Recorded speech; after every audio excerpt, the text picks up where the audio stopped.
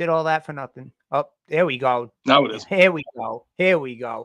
What up, Corner Crew? Welcome back to the Hip Hop Happy Hour podcast. I am your host, as always, Brad Bailey. Want to give a shout out to Shaw Elemental in the building with me tonight. What up, my brother? What up, man? How you doing? Loving life. You know what it is. Grinding every day, working hard. A lot of shit coming up this summer. We'll get into that near the end of the show. We just want to bring our guest up, because it's a hard-hitting guest today. Well known in the game for decades, 30 years plus, I believe. I don't want to date anyone, but everybody knows him when we bring him up. Without further ado, representing New Jersey, Pacewon. Yo, what up, bro? Yo. Appreciate you joining us, man. Thank you for having me, man. No doubt. So we're gonna jump right into it because we got an hour and we got a lot to talk about. So for those that don't know who you are, for those people living under a rock, tell us who you are, where you're from, and what you're about. My name is Pacewon. I'm from a crew called the Outsiders. I'm from Newark, New Jersey, Irvington, New Jersey, East Orange, New Jersey. And just been rapping, made my debut with the Fugees back in 1996. And I was in the underground a little bit before that, maybe 1994, with my boy Young Z, had a deal on A&M. And that's basically the intro. Yes, sir. Dude, I want to go back to that Fugees album in 96. I was a 16-year-old young man. I was living in Daytona Beach, Florida at the time. And that summer, when that shit popped off, that's all anybody was playing all summer. Yo, it was crazy. Shout out Miss Lauren Hill, Wyclef, Praz, John Forte, Young Z, Rod Digger. We got to do a joint called Cowboys on there. You know what I mean? My favorite joint on there. Cowboys. Thank you, man. Thank you. We got to bust some bars, you know what I mean? And then I still be touring with them. I did the last tour with Miss Lauren Hill in October and November and December. And she's got one coming up in August. I ain't get the call yet, but I'm hoping I'm on there too. Hell yeah. Shaw, my friend, go for yours. All right. Well, first thing I want to know, I guess we're hearing that the Fugees are working on a new album. Yeah. At least that's the rumors. Clef said he had some older material, and I think they're putting some stuff together because she's working with YG Marley, her son, and Zion Marley's got a new single out. That's her other son. She gets busy, you know what I mean? So I hope they are, you know what I mean? Yeah, as a longtime fan, I mean, I'm hoping as well. And like he was saying, y'all killed that track. That's probably one of my favorites on that album too. But that's like a seminal album, and it's that's one of the ones that no matter what, you can bring that up to like the corniest of the corniest white people, and they know that shit by heart. You know what I mean? Like I know because I be at these parties, and to this day, people want to throw that shit on because it's a classic. They had Killing Me Softly on there, you know what I mean? Ready or Not, and Fuji La. They had Cowboys. They had a bunch of hits on there. So, you know what I'm saying? Yeah. Shout out to them. And they keep it moving. Yeah, that's dope too. After a long time of seeing groups break up like that and everything, it's good to see people get back together and kind of reform like Voltron. Now, I guess my question would be, I want to see that for the Outsiders too. The Outsiders, well, we're a little bit spread thin. Our members live all throughout the country. We're older now. We got families, you know what I'm saying? They be doing stuff. Young Z, Rodiga, and I were thinking about doing one, but we're kind of busy too. But I just dropped my mixtape 11 days ago, so we keep it going like that. Z got an album out with Bizarre right now called Fat and Skinny. We try to keep it moving too. That's dope. That's dope. I'm just glad to see y'all active still in this day and age, because I feel like a lot of artists from that era, for whatever reason, they just don't keep it pushing. I don't know why. I don't know if it's a passion thing or like they don't feel like they're getting the love that they should be. In a lot of cases, they aren't, and that's the truth. And I feel like as somebody who's like a little bit newer in the game, like I want to always show that appreciation and say thank you for everything you've contributed to this game. And you know, I'm looking forward to whatever is coming next. I'd also like to see album Mr. Green again, but we'll get into all that. Brett, go ahead. Yeah, we'll get get into Mr. Green. That's my guy. I talked to him the other day. You know what I'm saying? You never know what the future holds. You know what I'm saying? Right now, I'm just promoting my mixtape, trying to, you know what I'm saying, get the buzz going. You know, I'm gonna shoot a couple videos in a month or so and see where what we could do with it. Y'all got the album release party this Sunday at the Comedy Shop coming up, New York. Yes, the Comedy Shop on Bleecker Street in the Village, New York, New York. Shout out to Joe and G for putting that together. The girls are on fire right now. Got to give them a lot of love and respect. They're doing their thing. We got some things coming up where we're all working together, you know, so it's dope. It's real dope. Excellent. Yeah, the girls is they doing really well, you know what I mean? They've been helping me out too, so shout them out, Joe and G. Oh yeah, hell yeah. Now when you were coming up, because you came up in that original golden era, right?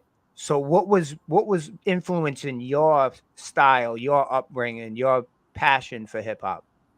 What was influencing me? Well, you know, I've always been a fan of KRS-One, and luckily I got to meet him and work with him and stuff. So, you know, KRS was there since, like, I would say the late 80s or the mid 80s to the late 80s. And I always been a fan of his. And then I met him and then, you know, just kept the pen pushing. And then back then we had good records coming out like Nas and AZ and the Wu-Tang and Biggie. You know what I'm saying? Who I got to meet all of those guys, and they a big influence on the flows and the subject matter that I use. You know what I mean? Those brothers are great, and it's just a pleasure to be a part of the thing that you know, helped to bring me up.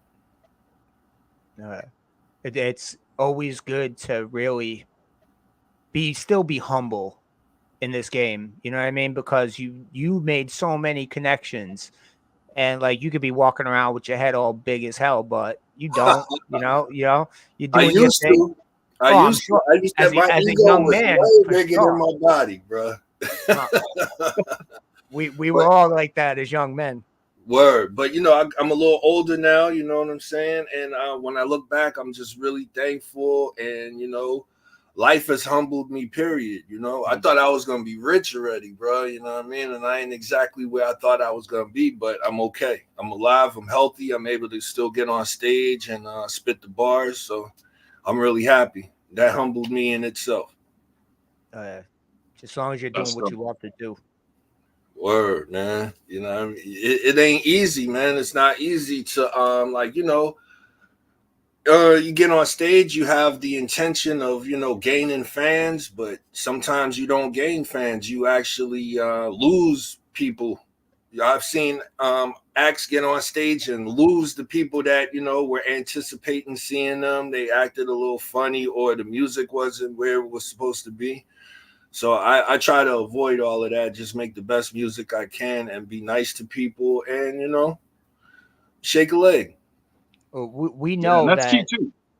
Yeah, you know? We know that there's no genre of music more fickle than hip hop, though. Hip hop could be a really loving community. It's fickle. You get what you give. You give, you get. You know what I'm saying? If you don't give the right energy, you get fucked up energy. You know, negative energy. Yep. True that.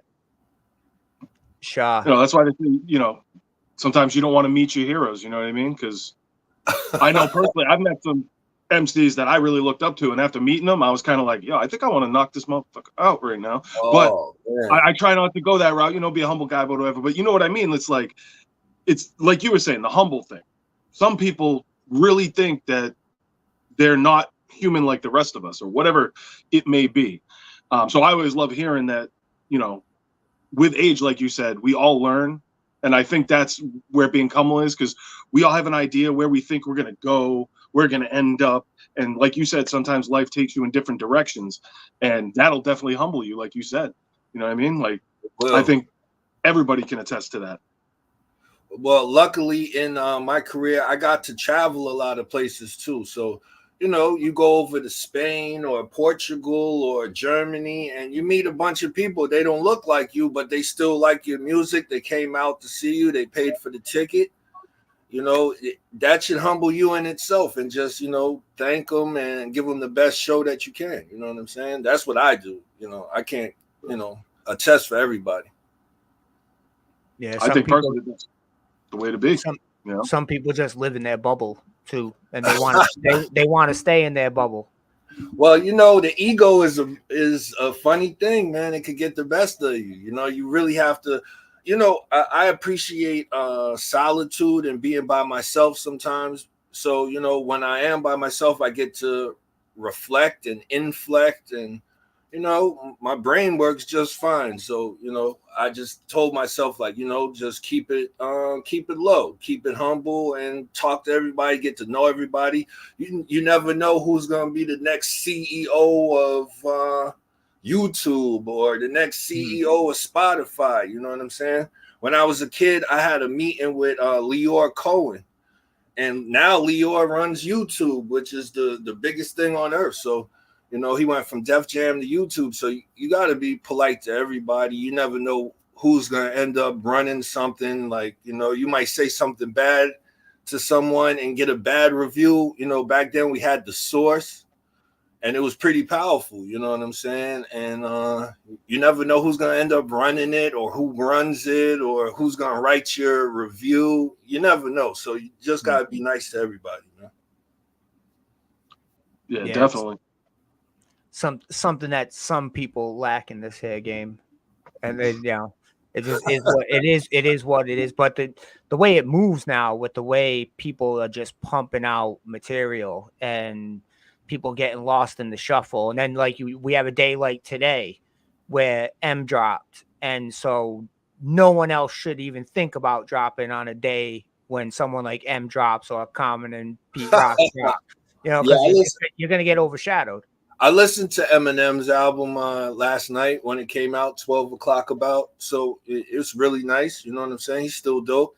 And I haven't had a chance to listen to Common and Pete Rock. I don't know. I haven't listened to it yet, but I've been seeing clips of it. You know what I'm saying? But I've seen them on the Tonight Show. You know what I'm saying? They doing their thing. Oh, yeah. Congratulations to Pete Rock, Common, Pasta News, and Eminem. Oh, yeah. So what's your opinion on the flood of music with the internet, and how easy it is with people in home studios and they can just drop something in a week? What's your opinion? My opinion on that, I have a home studio that I use, you know what I'm saying? So that made the game a little easier. You ain't got to go pay the $40 an hour no more and, you know, rip yourself to death, because I paid a lot of money recording my first album on Rough House. But, you know, I agree with the home studio stuff. You know what I'm saying? It is a lot of music coming out now, and I guess I like it. You know what I'm saying? I guess I like that you can put out your stuff when you want. But, you know, hip hop, back then we had a little direction we were following. You know what I'm saying? Now it's really random, and, you know, I guess you got to appreciate everybody's artistic point of view. I try to, you know, I listen to it and I give my own opinion. If I don't like it, I try not to badmouth anybody. You know what I mean? Unless they badmouth me, then I'd be like, well, yeah, album was toilet paper. You know what I'm saying? Gloves off at that point. So you know how it goes, fellas. You know what I mean? You guys got the show. Y'all know how it go. I'm sure y'all hear all the stuff that come out. You know, they could pay a little more for streaming. No, for sure. It's hard to live out here with those kind of, you know, low incomes coming in. You know what I'm saying? But, yeah. You know what I'm saying? You got to do what you got to do. Yeah, definitely. And with the streaming thing, too, it's going to take a lot of unification for anything to change in that aspect anyway. And I mean, me personally, the way people are, how fickle they are, how everybody's kind of out for themselves in a way, which I get. That stuff is actually what's going to hold us back from making progress in that aspect.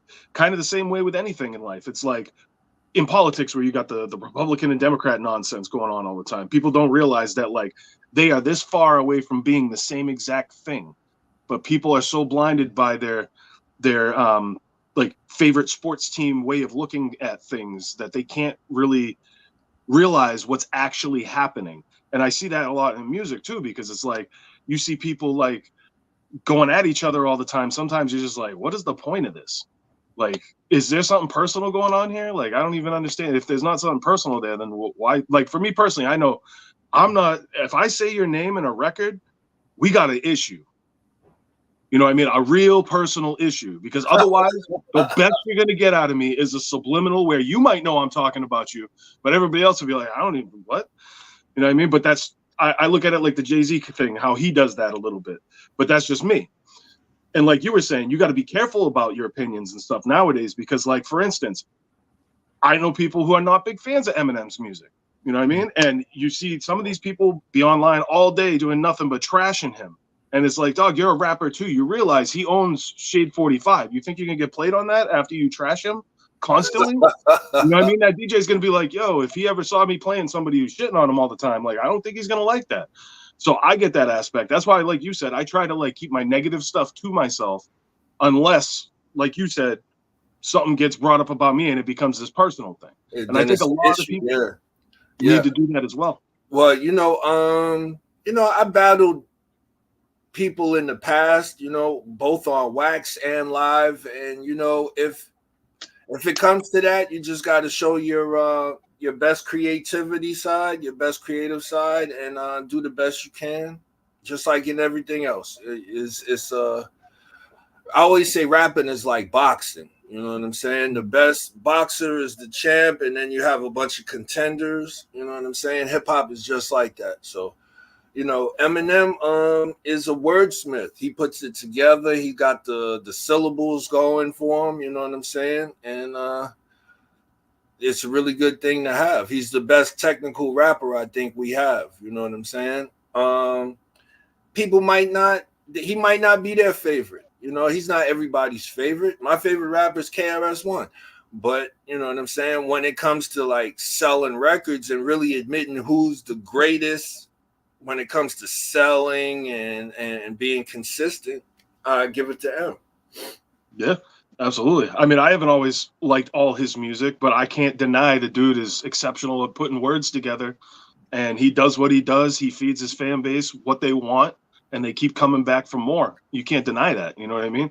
Yes. Regardless of how you feel about somebody, even personally, it's like, I can't stand Drake's music, but at the same time, I can recognize that dude got a real talent for what he does and knows how to speak to his people.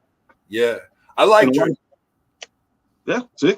I'm not gonna lie, in like 2015, 2016, I think that was some of the best music that I heard, in my career, because he mixed the R&B and the hip hop pretty well. Ms. Lauryn Hill does that. You know what I'm saying? Some people just have an affinity to that. You know what I'm saying? Mixing the R&B and the hip hop. In Billboard, it's all one genre. It's R&B and hip hop charts. You know what I'm saying? And then you got the Billboard 100, the Hot 100, where they mix up all the genres. Country's competing with rap and R&B's competing with rock. You know what I'm saying? I don't know what it is, but it's like a sport. It's competition. It's real good. You do what you could do and try to get where you could get and make some money while doing it. Yeah. Now here's the question, just to springboard off that real quick. How do you feel? Do you feel that somebody who uses writers can be the greatest MC of all time? Not artist, not rapper, not performer, but MC. If somebody uses a ghostwriter or so? Ghostwriter, writer, anything. Can they be the best MC? They could be the best MC until everybody finds out they got a ghostwriter, and then they got some splaining to do. You know what I'm saying? But I never thought Drake was the best rapper or the best lyrical guy. I just liked the songs that he was making. The shits was hot. He could sing the hook and then do a little 16, you know what I'm saying? 16 bars for the rap. I thought it was good. You know what I'm saying? I still think it's good, most of his stuff is pretty good to me. I heard girls say they don't like his voice. I heard my boys say like, "Yo, them raps is not all of that." But I know he uses a writer sometimes, or had people write for him sometimes. I don't know what to say about that. I don't do it, but one thing I do when I'm in the studio, if my friends are there, and then one of my friends comes up with a suggestion, like maybe you should say this, and then I think about it and I like it, I might throw it in there. Or say it like this instead of like that. That's, to me, that's collaboration as opposed to saying, here's a song. Rap it. You know what I mean? True. But, I met guys before that produced songs. They had the hook in there. You know what I'm saying? They even had portions of the rap they want you to say. You know what I'm saying? And I worked with this one kid. He draws cartoons and stuff. He said, "Yo, I wrote a rap. I want you to kick the rap that I wrote to this beat for the cartoon." You know what I'm saying? I did it. No, I don't think it makes me any less of a good rapper. You know what I'm saying? I just had an opportunity to work with someone. They wanted me to do it like this. I agreed. I did it. You know what I'm saying? Yeah. And that's a little different, I think, too, because that's more like acting and stuff to me, or like a voice actor in like a cartoon. You know what I mean? Yeah, that's I was pretty much the same. Voicing it. They tell you what to say in the cartoon and stuff. They have already written lines and stuff. But I hear what you're saying about that. But it all falls in together. I don't know, in some funny kind of way. Because what if one of my fans comes back like, "Pace, I heard the kid wrote that for you. That was one of your best raps, but the kid wrote it, so I can't give you no dap for it." I don't know. It's sticky. I don't know.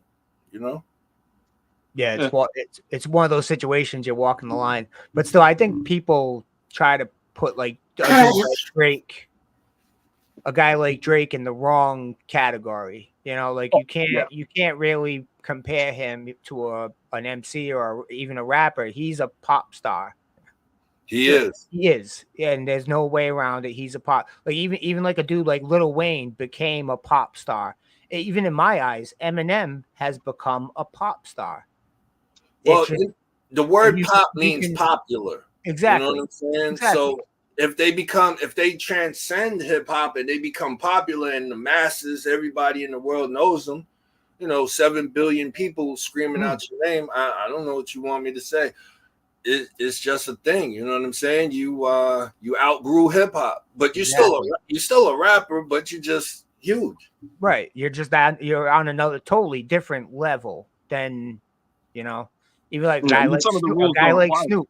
He's a pop star. Sometimes the people that go pop intentionally, you know what I'm saying? I'm sorry for saying this, but like back in the day, we had MC Hammer and Vanilla Ice, you know what I'm saying? And Young Black Teenagers and stuff like that. Some of the stuff they drop is still hot. They just, mad popular, and they happen to transcend the genre.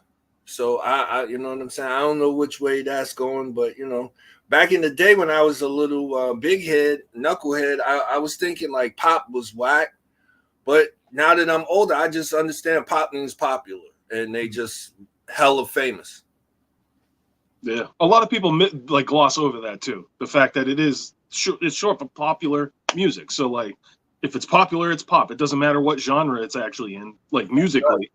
And like he said, it's like people kind of put people in these boxes sometimes, which we're all guilty of, definitely. But it's all about perspective, and it's music. Nothing is like ultimately true about music because it is so subjective. We could hear the same thing, and I could be like, "Yo, that is the corniest line I've ever heard in my life," and you might be like, "Yo, that shit's fire." You know what I mean? So it's like you never know, and it's all about how my experiences in life are what have formed me to have these type of opinions, and same for you, vice versa, and all that. Yes, I agree with that. I agree. I got a question I ask every MC that comes up here, especially a dude that's been all over the world. Road stories. We want your best road story, and we want your worst road story. You can go either way with it, but hook us up. All right. Here we go. My worst road story. One time I had to use the bathroom. I had to do, number 2, And we were in Italy, but we were in the tour bus. We were going to the next destination, and like, you know, you're not supposed to number two on the back on the bus, you know, because it'll stink up the bus for the rest of the ride. So I said to the driver, yo, I need to go. I gotta go bad. Please let me go. And he was like, all right, go ahead. He pulled, boom. And I went in the bathroom, and yo, I swear, it was not even a toilet. This is the men's room. It wasn't a toilet. It was just like a running, I want to say a brook. It was like, yeah, it was like a gutter in the ground. I got you. Gutter. I've seen it. But then I was like, yo, I gotta go. And yo, I'm not doing it in that, you know what I'm saying? So I went next door to the ladies' room, and they had a toilet, and I just locked the door, and I got busy, and then I left. That's my worst story, I think, just because, you know, I had to use the ladies' room, and just the way the men's bathroom looked, that was terrible. And then my best story is, you know, I met a young lady at a club, and I didn't even get her name or anything. We just straight went to it. You know what I mean? And that's the best. I think that's if you're a rapper, that's the best and the worst. You got to shit. You got nowhere to shit, and you meet a girl, and it goes well, better than it's ever went before. That's dope. That's dope. Now, earlier you mentioned KRS was your favorite MC, right? Yes. Who's your favorite Jersey MC? My favorite Jersey MC, Redman, without a doubt. It's got to be everybody's is Redman. It's got to be. But I also, after I finish talking to you guys, I'm going up the hill, and I hang at Queen Latifah's aunt's house. And Queen Latifah comes through every now and then. You get to see her, and yo, she's one of my favorite Jersey rappers too. You know what I'm saying? But it's a bunch of them. You got Rod Digger, Young Z, Redman, Do It All, Mr. Funky. You know, the Lords of the Underground, Artifacts. I seen my man Ray the other day from I'm Not Gonna Be Able to Do It. Can you? The Double X Posse. And then I got my other homeboy. I seen him a couple years ago, but I'd speak to him sometimes, but I just seen him a couple years ago. Poor Righteous Teachers, you know what I'm saying? Yep. Rock this Yo, Jersey is filled with rappers. You go around the corner and see, like, I see my man Kazi over here sometimes, and he had some underground hits too. So, yo, it's a lot of rappers over here in Jersey. You know, we ain't that far from New York, you know, from Manhattan. So, yo, when hip hop jumped off, it leaked right over here, and it's still a big thing. Yeah, definitely. I mean, you guys had Naughty, Joe Budden, like there's, you know, so many. And what's crazy too, I like about Jersey rappers, like most of y'all are really super lyrical.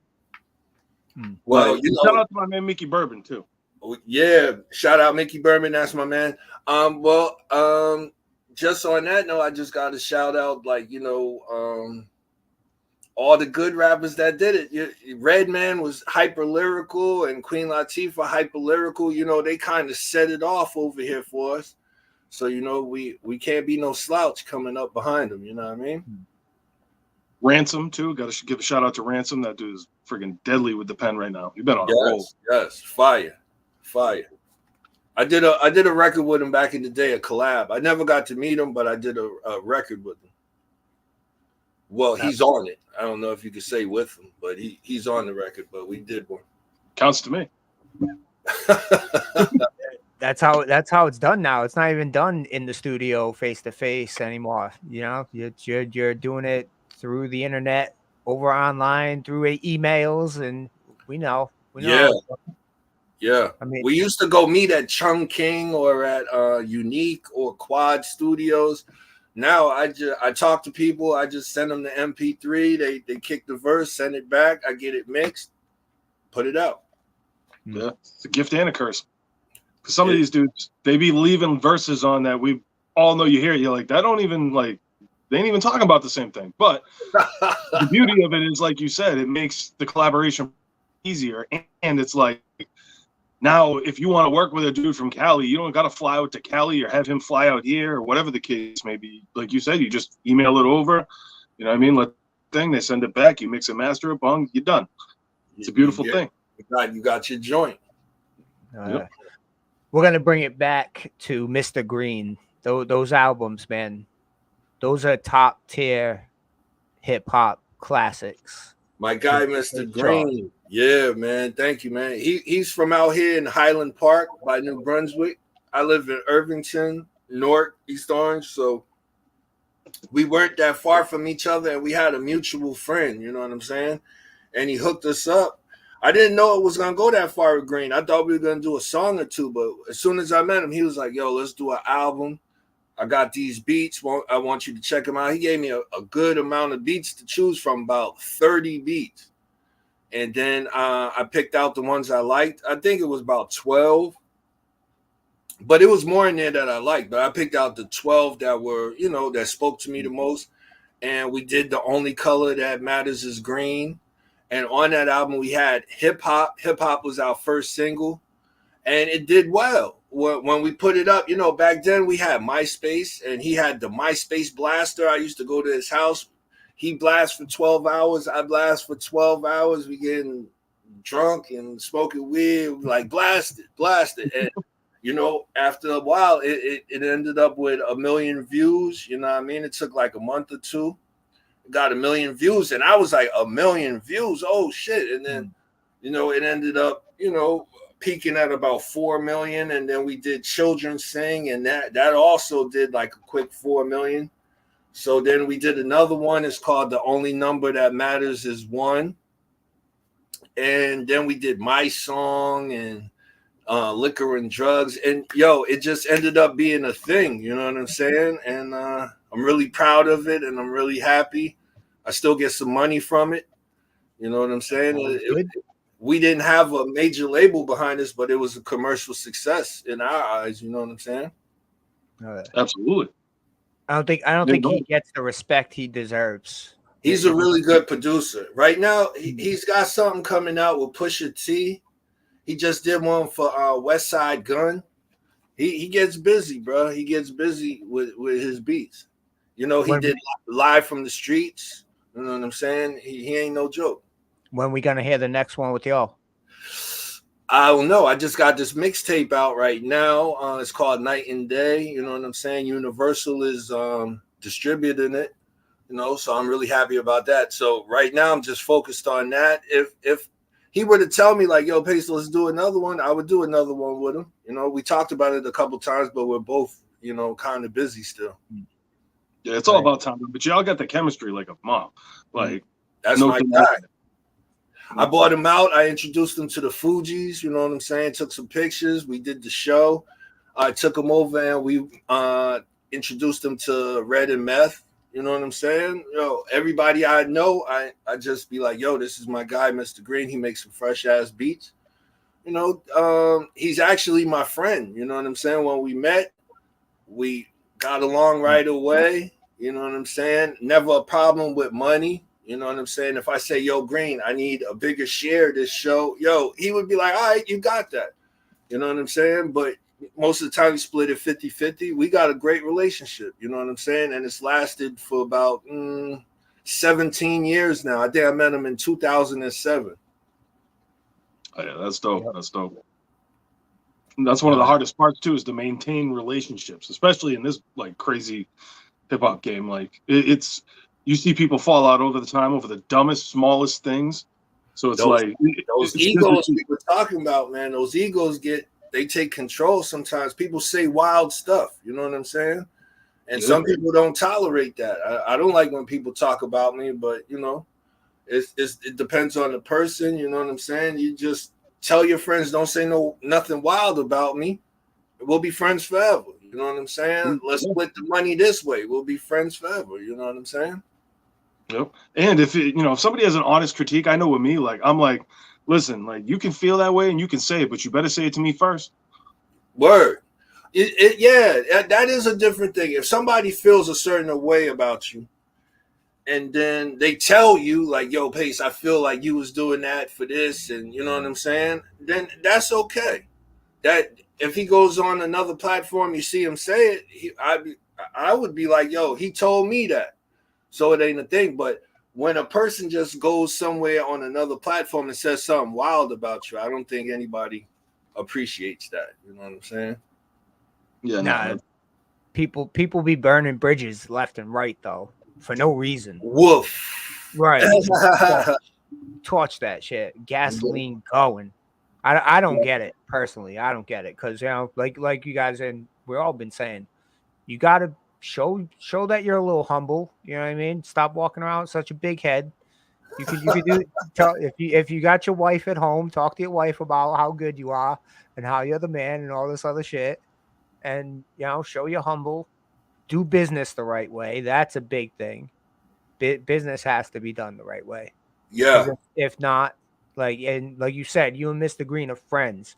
A lot of us in this underground independent scene, we've all become friends. So we're gonna do right by each other because it's like, yo, we're a team. We're the underdogs. We got to stick together. Yeah, and we're trying to get out this rut. You know, the underground is a rut, bruh. You know what I'm saying? You have crabs in a bucket. You know, people see you taking off and pull you back down. You don't want that to happen. You know what I'm saying? You just try to maintain your relationship with everybody and try to make it to the top. Because one good example of making it to the top from the underground is Busta Rhymes, yo. Because I still see Dinko D sometimes. I go out to Long Island and he comes to the girls' shows. Gigi and Joe, he comes to their shows, so I get to see him. I met him before with Busta because Rod Digger, is in the flip mode. So I met Busta, and then one time I went to the studio to see Bus and Digger, and Dinko D was there. But anyway, the story I wanted to say is that look how underground leaders of the new school were, and then look at where Busta is now. You know what I'm saying? He climbed out the rut, bro. Your material could get you out of the rut. You know what I'm saying? You actually be making some real money and become like a real household name. Yeah, definitely. And he's a great example of not being afraid to evolve. You know what I mean? Right. You can see, you listen to how he started out and how he is now, like you'd be like, oh, that's the same dude. Like, the voice is kind of similar still, but like, woo-ha, like he was way more like it changed through the years, but he always found a way to, I guess this weird way to say it, but stay relevant without selling out. That's right. Anyway. He did. And that's crazy. When he came out with the "Put Your Hands Where My Eyes Can See," I was like, that's an underground hip hop song, but it's number one on the pop charts. You know what I'm saying? Like, yo, he was a good influence on me as well. He showed me that just because, we rap like this doesn't mean that you can't ascend to the top. Him, Nas, look at If I Ruled the World. That's like some shit that I would kick outside for my friends, When I go out sometimes my boys be like, yo, Pace, can we get a rhyme? And boom, I hit it. I'm still on the corner, I'm on the block, but you put it to the right beat, you get the right person to do the hook, boom, number one on Billboard 100. Nope. Let's go. It's all about talent and timing, really. Yes, Church. I definitely believe in that. Yes, I agree with that. It's like Bus hit at that right time. Like, there's only 5 years left, yo. I love that shit. He was totally different than anyone else at that point in time, and he just did, and he transcended hip hop. He became a pop star, and he could do a record with anybody, and you wouldn't even bat an eye at it. You'd be like, oh, yeah, makes sense. Yes, Judge. You put some people in that position, you'd be like, what is this? But with Buzz, it's just like. He is the master of like. He deserves it. Yes. He's a master at energy and using his words in the correct way. You know what I'm saying? I was listening to him and Eminem the other day. The one where they kicking it to the House of Music sample. I mean the House of Pain sample, Jump Around. They had a song to that sample, and yo, they be beating that shit up. I was like, this shit is fucking great. Yeah, he's crazy.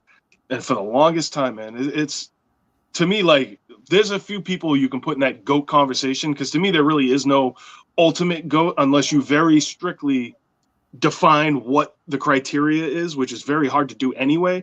But there's only a few people I can think of who got the longevity. You got your Busters, your Nas's, your LLs. I used to put Jay in there, but recently I can't really say I can because his music output just hasn't been the what same. It was. Yeah, like at this point, I'm like, consistent back in the day. He dropped like maybe 7 albums in a row each summer. It's coming. Yep. You know what I'm saying? Yeah, and that's not like a shot or anything either. It's just, to me, like, if we're keeping score here, it's like him and Nas were like this for years, and then at a certain point, Jay kind of fell back and got into the business more, and Nas was still going. Yes. Still Nas is still going because that joint he got with Premier is fucking fire.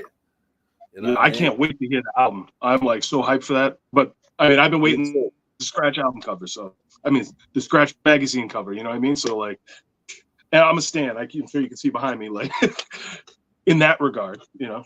Yo, let me just give you a little quick.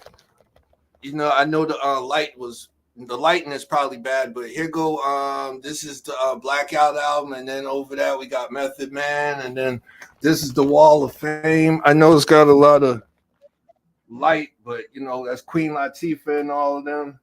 And then there's Redman, Cypress. I like the comic books.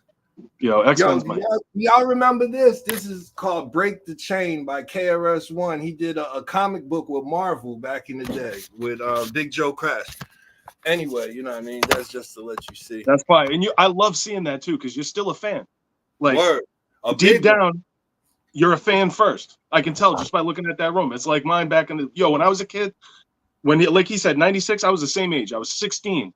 And I had a room in the attic, and the entire thing was nothing but like ads I ripped from the source, all plastered all over my walls. Like I had everything all over it. And that's all I was just sit there and like all I would do is listen to hip hop and watch this stuff and just like I would sit there, and everything I rap now is like I took all of that in me, internalized it, and then picked every little bit that I really liked, and now that's what I use as my tool. Back out to the public. I understand. Yeah, true indeed. So I love seeing that, man. That's dope. Salute. I got the plaques downstairs, but I ain't going down there. The Fuji Redman, and I was on the Rough House Greatest Hits. It went gold. So you know what I'm saying? All of this, if you take it all in, it manifests itself correctly when you spew it back out. You know, and I got a blessing from God to be able to work with some of my faves. You've had one hell of a career, man, and it's still going. Like you said, a lot of people after 30 years be like, "Nah, I'm good. Give me my watch. Let me retire." So give me my flowers. Yeah. You get my retirement party. Get your flowers. You get your flowers for sure. Now that makes me think of a question, right? Because I was having a conversation with my guy Weapon ESP. It was something that came up on like Facebook and comments and whatnot. We were going back and forth about it. But what does legacy mean to you?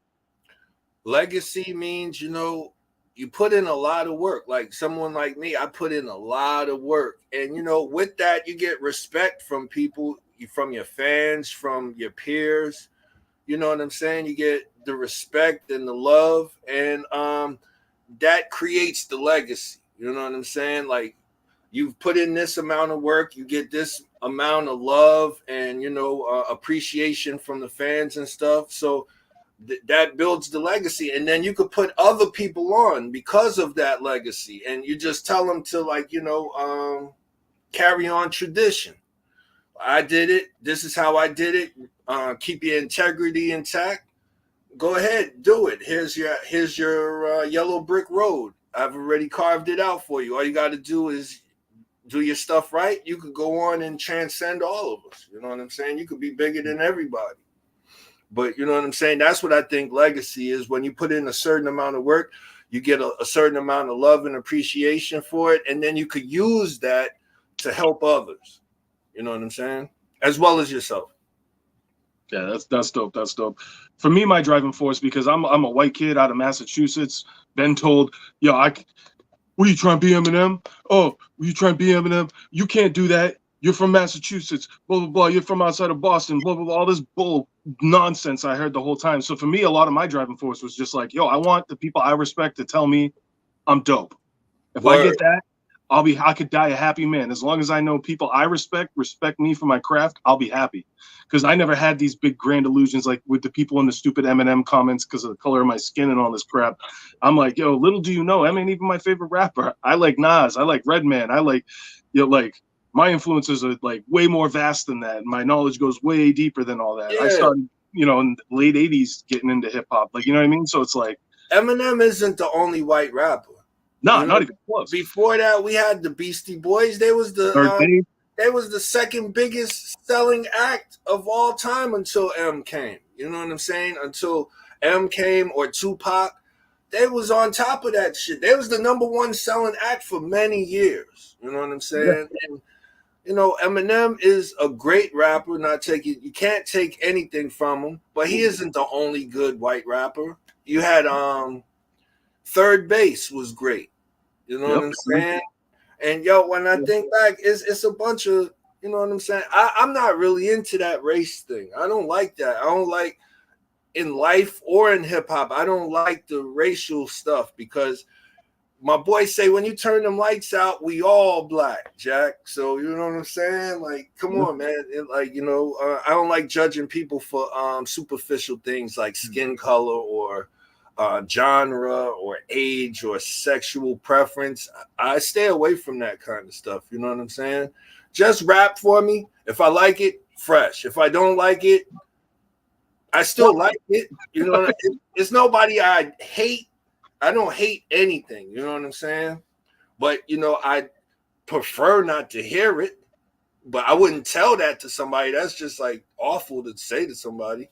But it's defeating, crushing somebody's dreams. You know what I mean? Like everybody got dreams, and not everybody. Like I sucked at rapping when I first started doing it. It took me a long time working on my craft. I'm gonna be straight up. I listened to my first mixtape, and I'm like, God damn, I want to rip my ears out. But I also look at it and compare it to where I'm at now, and I'm like, yo, like I earned this. I put in the work. I did my homework. I did the studying. I did the working on it over the years, and now I feel like I'm at a place where I can be respected for my pen and all this stuff. Yes. When I first started rapping, I didn't start good. Eminem didn't start good. I discovered Eminem, my boy. I did the Fugees album. We had met Bizarre down in D.C. Bizarre flies me to Detroit. I meet a white kid, picks me up from the airport with his hat over his nose. I was like, what's up? I'm Pace. He's like, I'm Marshall. Yo, we get to kicking it. I play my tape for him in the car. He plays his tape. I even tell him, like, yo, your tape is okay. He had, what was it called? It was called Infinite. He already had that tape. Yep. But I didn't really like it. I was like, yo, you're a little sound like AZ, but not as good. Yo, and I told him, if you rap like me, I didn't mean to have an ego, but I did. But I told him, because, I had been studying so hard, and I'm with KRS. Like I said, Young Z had a deal on A&M Records, Perspective Records, which was on A&M. A&M was a major back then. Yep. So Jimmy Jam and Terry Lewis owned the record label. So that's how good Z was already. So, I'm with Z. We studying, we doing our rapping. So I was really a polished jewel at the time. So when I went to Detroit, I was like, yo, rap like me, rap like us. Listen to this. And, after he heard it, he was like, yo, Pace, can me and Bizarre be in the Outsiders? And I was like, I don't know if y'all could be in the Outsiders. You could have a Detroit faction. He was like, no, I want to rap with you and Z, and I want to be a full-fledged outsider. And I was like, yeah, you could be that. And then I came home. I told Z and Digger and everybody. He started coming over. Outsiders, and his blade got sharpened quick. He learned really fast. and look where he's at now. He sold like 100 million records, 120 million records or some shit. Yo, he's really good. You know what I'm saying? But he ain't the only good white rapper, but I would say, the best. He's definitely up there for sure. I mean, he's up there with the greats of all time. Like I said, I'm not always not even best white rapper. He's in the contest to be greatest rapper of all time. He's in the GOAT contest. You know what I'm saying? Because it's only a couple rappers that can even keep up with him, and he sold 60 million albums more than them. You know what I'm saying? Yeah. So he's no arguing the impact. He's definitely in the talks of being the GOAT. Yeah, and like for somebody like me, like when his shit dropped and it was like accepted, I was like, oh wait, like I can do this, and people aren't gonna like take a dump on everything I do. Like, oh my god, like it blew my mind. And between him and like Crumb Snatcher, who's from out in my area, when I saw them around the same time, I became kind of aware around the same like 2-year period. I was like, wait, so people from my area can do this. Wait, Crumb Snatcher's white? No, he's I think he's Dominican. But okay. It was being where I was from. I'm from Havel, which is right next to Lawrence, where he's from. Yeah. So it was like, yo, like, oh my god, like I might actually be able to do this and be accepted, which was huge to me. So I can never, ever like really hate on either one of them because of that. Because I wouldn't be here without that. It's been a lot of years of me rapping. I never met Crumb Snatcher, not that I remember. But you know, I got to meet Guru, I got to meet Premier, you know what I'm saying? And I got to meet Michael Bivins. He from out there. Yep. Yeah, we got a lot of like Ed O.G. I know people love to hate on him, but Benzino, Almighty RSO, they did a lot back in the day. People love to take. Shouted me out on that Eminem disc. The last Eminem disc, he shouted me out. Yo, I'm not gonna lie. One of the last ones he did, the one that was over the original beat. I know he had writers, but that went hard. I was like, damn, like, where did this come from? I was like, oh shit. Like, it still don't mess with Eminem, but that went hard. Yeah, sure. Pace. When it comes to the end of the day, when you're ready to hang it up, what do you want people to say about you? Oof. You know, I was thinking about that the other day. I was like, yo, what will they say, like, you know, when I retire or when I die? And I know for sure they're going to be like, he was a dope rapper. I know that for sure. But how much of a dope rapper? I don't know. What list will I be on? I don't know. But I think they'll say, yo, he was a dope rapper. The syllables and the bars was up. You know what I'm saying? That's what I hope they say. That's what they say now. Well, I hope it increases. Because you see, when Nipsey died, he became a full-fledged star. But when he was alive, yo, he could barely get any radio play. Nobody was like paying him any mind. He had to go out in that fashion to become like, you know, one of our goats. That's terrible. And what does that say about the society as a whole, especially like hip hop? Like it's crazy that sometimes you don't get recognized until something like that happens. Because he did make dope music. Like, I'm a big West Coast hip hop fan, and he made dope music. Was he the most technically gifted rapper? No, but he had his message. He knew how to do what he did well. Yes, and like, but you know what? That goes to show you that you're nobody till somebody kills you. That he's like the poster boy of that saying. Him and Biggie are poster boys for that saying. Pop Smoke too. Because I didn't even know who that dude was. The difference between Pop Smoke, Biggie, and Nip is, Biggie and Pop Smoke was already on fire when they was alive. Nipsey, he was tiptoeing there, but when he passed away, they started playing his thing on every radio station. Streaming went up. I was like, you see, now if the guy was still alive, they wouldn't have gave him no dap. They wouldn't have gave him no love. But now that he went out the way he went out, everybody love him. You know what I'm saying? That's also because the people that control radio stations and streaming services knew they could make money off his name. And that's terrible. That's terrible. And they've done it for years. Okay, they've done it with the Tupac, the Biggie, to ODB. Everybody made more money off their names than they did. Yes. ODB, like I was watching something just today too. And they said ODB sold 7 million records. Hmm. Now, when he was alive, you know he needed that money. We all seen that MTV when he go to the welfare. Right. In the stretch limo. In the limo. Yeah, yo, that's an all-time moment right there too. That's terrible, man. That's terrible, you know. But it goes to show, like, you know, whoever's controlling this thing at the end of the day don't like cutting the check. No, not at all. I think people too don't realize how much artists suffer, and like the mental health aspect of it. Like, because you got like for real, you got to be a really, really strong person to persevere through all this. I know just for me how it is for me. So I can only imagine for you being up, you know, a couple notches up and whatever with everything you've been and seen. Like, it's got to take a toll, and like It's people still don't even hard. think about that. It's still hard. I got my mixtape out right now. I want to be like, you know, number 3 on Billboard Hot 100. You know what I'm saying? It don't look like that's gonna happen. So you just gotta, you know, go around and entertain the people that are willing to give you the chance and be happy for it. Yeah. I'm happy for it. You know what I'm saying? I'm going out Sunday. I'm gonna get to perform and then watch other performers, and we're gonna listen to my record and have a good time. And that's really, at the end of the day, you just gotta have some fun. Find a way to have some fun and satisfaction in it, man. Because you know what, we all want the best, but you might not get the best. But what you do get, be happy with it. Oh, yeah, and those are the moments you remember too, is the shows when you get to interact with people. Because for me, like, there's no better feeling than like performing in front of people you've never performed in front of before, and coming off stage and they're like, "Yo, that was dope," and you Word. get your props. Like, that's the most like fulfilling moment for me, is that. And then like obviously when you drop new music and people give you good feedback, yeah, but like the face to face, like getting your props in person, and you're like, "Yo, nah, they mean that." Like, Yeah. that's what keeps me going.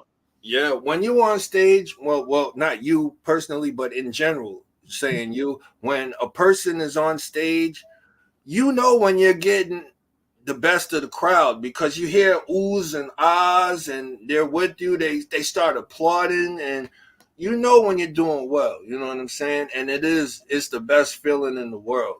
You know, sometimes I come off that stage and people come running up to me like, "Yo, that was fucking dope." I'll be like so thankful. You know what I'm saying?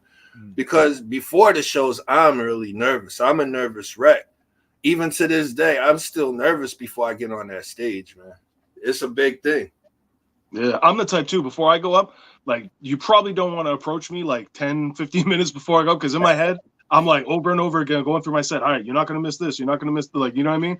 Yeah. So like, I know women too, like girls I date, like my girl now, she'd be like, "Oh, I'm not even gonna talk to you."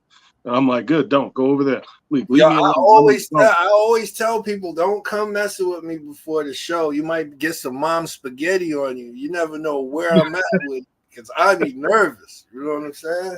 Well, you kill it though. You know? You kill it though. You do your thing. So thank you. Props to you. We're going to be wrapping it up here in a minute. So I want you to give out one piece of advice to someone grinding every single day. What was the one piece of advice that you took with you that you pass on to others? All right, here we go. Here we go. The best piece of advice I could give you. Get the best material you could get and go out and shop it. Meaning, yo, find the best beat you can find, whether it's your friend, whether it's not your friend. YouTube has them available now. Download the shit, rap to it, do it the best you can. You know what I'm saying? And do it so well that when you play it for other people, they like, "Yo, that's fire." You know, not your yes men. We all have yes men. We all have yes men. Play it for the no men. You know what I'm saying? The ones that hate everything. Play it for Grouchy Smurf. You know what I'm saying? Play it for them. And then when you get 3 or 4 of those songs together, yo, don't be afraid to get a lawyer or go do it yourself. But you have to go speak to these people that are doing it. Like I said, before I had the deal, I was speaking to Leor Cohen. I met Andre Harrell. I met Puffy. I met, you know, the people who were doing it at the moment. You know what I'm saying? I used to hang out with Faith Evans. So when I met Biggie before. You know, when I met Biggie, he was already like, yo, as soon as you get your deal, we're going to do a song. So this is what I'm saying. Get the best material you can get together and go shop it and go perform it for people. And don't give up. Don't give up. Keep going. Keep going. Do your thing. Have tunnel vision. And you'll be all right. That's what I did. And I think everybody else will be okay. But the material has to be good. Compare your material to the best. Compare it to Eminem. Compare it to T.I. Compare it to the best rappers doing it. If you could play one of their records and then your record after their record, you're ready. And then go perform it for people. Talk to people. Be open with it. Start giving it out. They're not gonna bite you.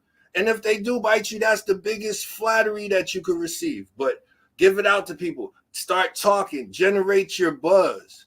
That's all it takes. You know what I'm saying? And then you could be like me and Mike Geronimo and Master Ace and every other rapper that's done it. Hell yeah. We appreciate you, man. We appreciate you coming on the show. Thank you for having me. Thank you. We're definitely going to have to do this again in the future. And you have a big show coming up this Sunday, the Comedy Shop. Yup. Promoted by JoJo and Gigi. Shout out to the girls. Yeah, man, it's been a hell of a time, hell of a conversation. Thank you again for coming on. You're Shaw, very welcome. Thank you. Have to end with anything? Shaw, you got a final question? Anything you want to spit out? No, I just want to say thank you for coming on, man, and rocking with us. It was great talking to you. We had an awesome conversation. Covered a lot of really dope stuff that I think a lot of artists could really hear and internalize and really put to good use. So I just want to thank you again and salute you for everything you've done for the hip hop in general. Thank you, man. Thank you. If you guys want me back on the show, just tell Joe. She's gonna tell me, and I'll come do it again. You know what I mean? Give me a couple of months though. Like September, we should do it again. If you want to do it again, I'll come back up here. We get some new questions. Maybe I ask you guys some questions, and we'll do it again. Yeah, we'll reverse the roles. We can do that. Shit. Word, turnabout. Tell us where we can find you on social media before we shut down. Okay, my Instagram is PACE_WON, Pacewon. And my Facebook is just PACEWON, and so is my Twitter. So those three things, I'm always on there. I'm promoting. I'm keeping my eyes open. I'm watching what's coming out. I'm watching all the reels and skits and clips that I can see. And yo, if you need to get at me, you could use those avenues. You know what I mean? If you don't know me personally or one of my friends, yo, that's how to do it. PACE_WON, Instagram. Oh yeah, go follow him. Go cop his record. If you're in New York Sunday night, go to the show. Again, the Comedy Shop, Bleecker Street, New York, New York. Be there, mother. Damn straight. Again, we appreciate you. This is the Hip Hop Happy Hour podcast. We out. I appreciate y'all too. Love y'all, man. God bless you. Peace, man. Good luck. Thank you.